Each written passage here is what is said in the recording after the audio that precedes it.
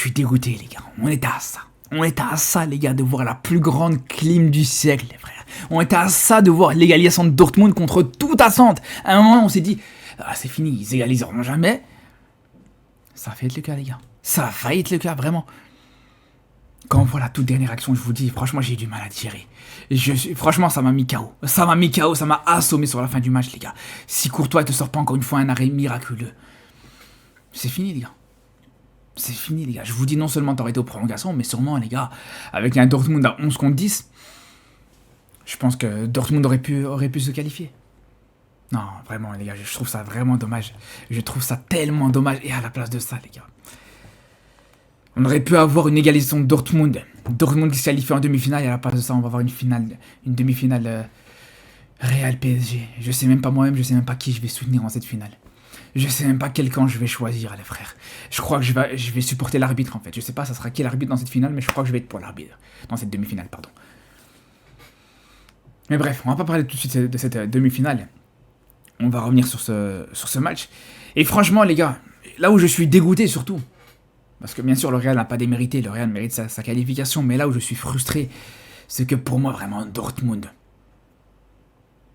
ils ont très mal commencé ce match. Si seulement ils avaient mieux commencé le match, si seulement ils avaient commencé le match comme ils ont fait cette deuxième partie de première mi-temps, ou s'ils avaient joué comme dans le temps additionnel, les gars. Ils ont eu plus de situations, plus d'occasions, plus de... dans le temps additionnel que sur l'ensemble du match. Vous vous rendez compte ou pas? C'est là où je trouve ça dommage. C'est là où je trouve vraiment ça très très dommage de la part de Dortmund. On a vu le très beau but de Bayer, le joueur qui est rentré en cours de jeu, qui a fait une très belle entrée d'ailleurs. Même Guirassy qui va chercher ce penalty, franchement c'est super bien joué de sa part. En plus de ça, il va faire en sorte de priver cette équipe du Real Madrid de leur meilleur défenseur peut-être de cette Coupe du Monde des clubs pour cette demi-finale contre le PSG.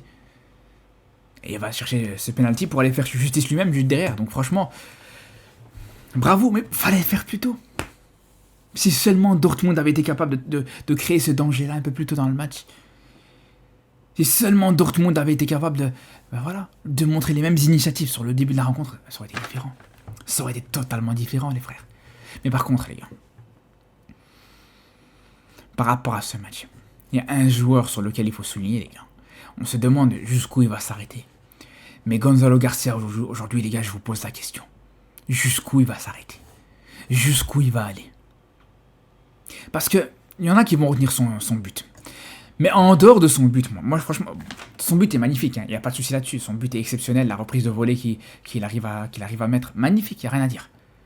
Mais ça, c'est le genre de choses, par exemple, qu'un Mbappé est capable de faire. Que n'importe quel neuf peut faire, etc. Voilà, Mbappé est capable d'assurer ce rôle. Mais là où ça m'impressionne le plus, c'est dans son rôle en dehors de ce dernier geste, en dehors de la finition, le travail qu'il propose, que ce soit défensivement, le travail qu'il propose dans le jeu sans ballon, dans les appels, dans le jeu avec ballon. Les gars, sur cette situation, par exemple, sur le deuxième but, dites-vous, l'action elle démarre de quoi? Elle démarre d'un pressing de Gonzalo Garcia qui va pas forcément récupérer le ballon, mais il va faire en sorte que Ben Sebaini soit obligé de dégager ce ballon. Ça revient dans le pied de Tchouaméni. Donc voilà, juste avec ce pressing, et je vous parle pas d'une accélération, je vous parle pas juste d'une seule course, un pressing, voilà, il te fait plusieurs courses, il va presser à gauche, ça va pas, il se replace, il va presser à droite, sur plusieurs mètres, pendant plusieurs secondes, où il va faire cette course à haute intensité pour pousser l'adversaire et pousser Dortmund à l'erreur. Et juste derrière, après cette récupération, c'est ça qui est encore plus fou, c'est qu'après cette récupération, encore une fois, c'est lui qui est à l'origine de l'action. C'est lui qui est à l'origine de l'action avec une très belle situation, une très belle passe pour Bellingham qui juste derrière a plus qu'à la finir. À faire le centre bien sûr pour Fran Garcia, mais je veux dire, voilà, c'était un cadeau qu'il a offert à Bellingham avec ce petit ballon qu'il va mettre ici derrière dans le dos de la défense pour que Bellingham puisse aller la chercher et aller sortir le centre juste derrière pour trouver Fran Garcia côté gauche. C'est là où c'est fort. C'est là où c'est très fort, les gars. Et même sur l'ensemble de cette action, même avant le but, sur l'ensemble de l'action, Fran Garcia a été très très bon. Et sur l'action précédente, vraiment, sur la même action, mais une séquence juste avant, les gars, on voit Fran Garcia qui arrive encore une fois, Gonzalo Garcia, pardon, qui arrive à trouver Bellingham, mais pas de cette manière-là, mais plutôt dans le trou, en allant chercher entre les deux défenseurs. C'est là où on voit vraiment la vérité qu'il peut apporter, la vérité qu'il peut avoir dans son jeu, et à quel point aujourd'hui il peut être très important et primordial dans cette équipe du Real Madrid. Pour moi, c'est le joueur en attaque qui est indéboulonnable, les gars. Pour moi, tu mets Gonzalo, et puis tu regardes le reste. Tu vas mettre qui? Est-ce que tu mets Mbappé ou Vinicius? Pour moi, ça va jouer entre Mbappé et Vinicius sur un côté gauche, parce que me parler d'Mbappé, je disais sur mon dernier débrief après le match contre la Juve, il y en a qui me prenaient pour un fou, mais je pense que là, aujourd'hui, je pense que si là, de vos propres yeux, vous n'avez pas vu, je sais pas ce qu'il faut faire de plus. Aujourd'hui, Gonzalo, c'est le numéro 9 du Real Madrid, sans aucun débat, les gars. Aujourd'hui, je vous dis, c'est peut-être le joueur qui me fait le plus peur en vue du prochain Classico. C'est le joueur qui me fait le plus peur dans cette équipe du Real Madrid, les gars. Je vous le dis, il est inarrêtable. Est-ce que vous vous rendez compte que c'est le meilleur joueur de cette compétition, devant des Dembélé, devant des Michael Olise, devant des Harry Kane, devant énormément de grosses stars? C'est le joueur le plus décisif avec 4 buts et une passe D, qui qualifie son équipe en quart de finale, en demi-finale, qui qualifie son équipe en huitième de finale, qui porte cette équipe du Real Madrid depuis le début de la compétition. Je vous le dis, c'est lui qui me fait peur là actuellement. Après, à gauche, il y a une place à aller chercher. Et sûr et certain, les gars, quand on voit le match, encore une fois, de Vinicius, je peux que être déçu. On peut que être déçu, les gars. On peut que être déçu, les frères. Vinicius, il est pas dedans, les gars. En ce moment, il est pas en confiance du tout. Quand on voit une action pareille, les gars, je suis désolé, les frères. Quand on voit une action pareille de Vinicius, on voit qu'il est pas en confiance. Regardez, là, il est en 1 contre 1. On connaît sa qualité de vitesse. On sait qu'il est rapide. C'était encore même en début de match. Donc il avait encore le jus pour pouvoir faire cette accélération, pour pouvoir aller provoquer, aller fixer le gardien. Et à la place de ça, il a essayé de frapper. Alors vous allez me dire, c'est bien, il a vu le gardien qui était un petit peu avancé, donc il s'est dit je vais profiter pour aller mettre une frappe. Mais si seulement c'était le cas, si seulement il te met une bonne frappe, pourquoi pas? Mais si c'est pour mettre une frappe pareille, les gars, si c'est pour mettre une frappe pareille, à quoi bon? Moi je vous pose la question, à quoi ça sert de mettre une frappe, de profiter que le gardien est avancé, de voilà, pour mettre une frappe pareille? Regardez où est-ce qu'il est le ballon, les gars.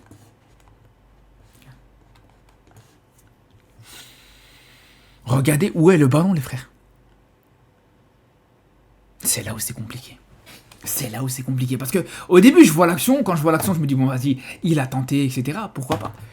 Mais quand on revoit le ralenti sous cet angle-là, avec cette caméra, les gars, je me dis, non, c'est pas possible. C'est pas possible, les frères. Et globalement, les gars, on a bien vu à quel point c'était compliqué, encore une fois, pour lui de passer en 1 contre 1 plusieurs fois. Les différences étaient compliquées pour Vinicius. Donc c'est là où je vous dis, voilà. Pour moi, ça va jouer entre Mbappé et Vinicius sur le côté gauche, tout simplement, les gars. Et après, au final, plutôt Mbappé, qui fait son entrée sur le côté gauche. Mais voilà, il va marquer son petit but. Ce qu'il fait sur son entrée, bon, ouais, voilà, j'ai envie de vous dire, les gars, en dehors de son but, il n'a pas eu grand-chose à se mettre sous la dent, on va dire. Il y a eu une action où il était sur le côté, où il a été peut-être un petit peu trop individualiste. Sur cette action-là, il aurait pu centrer justement pour Gonzalo. Mais on a bien compris, les gars. On a bien compris que je pense pas, de sitôt, que Mbappé va essayer de mettre en valeur Gonzalo. Il a bien compris que, aujourd'hui, s'il essaie de mettre en valeur Gonzalo, ça sentira mauvais pour lui et son poste de numéro 9, auquel il tient tellement, il ne le verra plus, tout simplement, les gars. Mais on a vu, regardez, encore une fois, Mbappé, quand il est sur le côté gauche, il peut être très, très intéressant, très dangereux. Alors, regardez-moi ça. Bah alors, est-ce qu'il y a faute ou pas? Je sais pas, je pense pas qu'il y a faute, mais le fait qu'il arrive à provoquer face à Couto, le latéral droit brésilien de Dortmund qui rentre en cours de jeu, qu'il arrive à se rendre disponible pour juste derrière aller chercher pour être à la récupération de ce centre, encore une fois magnifique d'ailleurs de d'Arda, qui est à l'origine du premier comme du troisième but pour moi, les gars. Arda, ce qu'il fait, c'est exceptionnel, encore une fois. Le travail qu'il fait à la finition, dans le dernier geste en termes de centre, le travail qu'il fait dans la construction, son apport dans le jeu, le mec est quasiment... Dites-vous, le mec, il fait presque le travail que faisait Kroos il y a quelques années, les gars. Et il joue devant la défense quand le Real Madrid a le ballon. Il joue devant la défense pour aller faire le jeu, pour aller proposer, etc. Donc aujourd'hui, Arda, magnifique, encore une fois, exceptionnel ce qu'il fait encore aujourd'hui. Pareil pour, de manière générale, on peut parler d'énormément de joueurs, hein. On peut parler aussi, bien sûr, de Valverde, encore une fois, qui est très précieux dans le jeu le jeu du Real Madrid. Et paradoxalement, c'est là où on se rend compte que ceux qui répondent le plus présents, c'est pas forcément les stars, les joueurs qu'on va entendre le plus, mais c'est des joueurs voilà, des joueurs du collectif. C'est eux qu'on voit beaucoup. D'ailleurs, j'ai pas cité un Fran Garcia aujourd'hui qui est très bon encore une fois, comme sur l'ensemble de cette Coupe du Monde des clubs. Un Chouamani aussi qui te fait encore une fois un très très bon match. Et c'est là où, pour moi, c'est la force d'un Xabi Alonso, c'est qu'il arrive à sublimer les joueurs entre guillemets mauvais du Real Madrid. Mais bref, en dehors de ça, bon, je dis pas que Valverde et Güler sont mauvais, mais c'est pas ceux, comme je vous disais, qu'on attend le plus.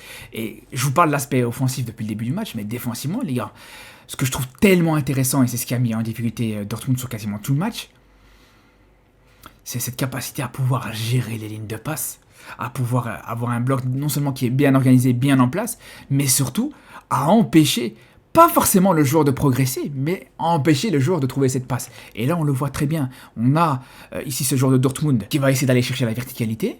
Et contrairement à ce qu'on aurait pu imaginer, on aurait pu imaginer les joueurs du Real Madrid qui allaient sortir sur lui pour essayer de l'empêcher de faire cette passe-là. Mais non, on voit ici, pour le coup, un Valverde qui va se positionner sur l'endroit de la ligne de passe pour casser cette ligne de passe et empêcher de trouver son partenaire, les gars. Et ça, franchement, tactiquement, ce que fait, c'est là où on voit que tactiquement, ce que fait Xabi Alonso, c'est très fort. Vraiment, c'est très très fort, les frères.